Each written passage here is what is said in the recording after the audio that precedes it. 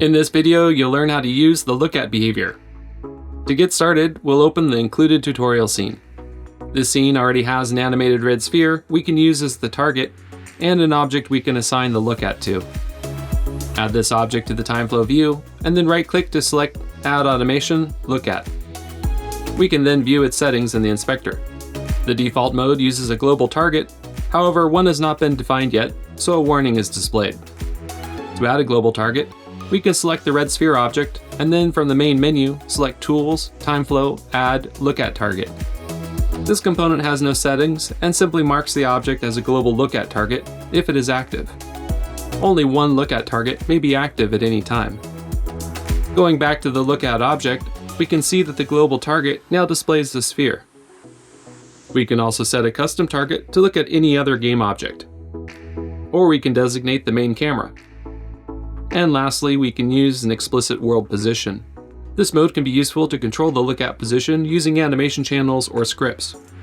For this example, we'll go back to using the global target mode. So far, we've been observing the look at calculation, which faces the object towards the target. Or we can use match rotation to use the same world rotation as the target object. One use case for match rotation is to orient objects to the camera plane. For example, we can demonstrate this with a new 3D object, Quad. Add it to the Timeflow view and then right-click to add the look at behavior. We can set this to main camera and match rotation. And then you can see that no matter where the quad or camera is positioned, the quad remains flush with the camera plane. Going back to our main look at object, we can go over the remaining features. The orientation and up vector may be set to adjust the direction of rotation. The rotation may also be constrained on each axis using the lock toggles. Smooth time applies temporal smoothing, defined in seconds. If reset on rewind is enabled, the look at smoothing is restarted when the scene loops or rewinds.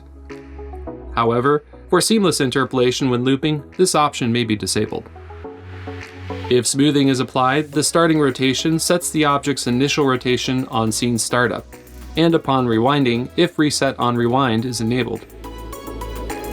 With the override option enabled, the object's rotation may be blended with a value, which could be animated directly, linked with an animation channel, or controlled by a script. This makes it possible to transition into and out of the look at behavior as part of an animation sequence or interactive behavior. One last tip when using look at is that you may want to set the behavior to use late update in the update settings.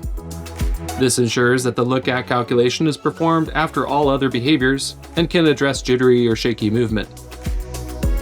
That concludes this video on the look at behavior.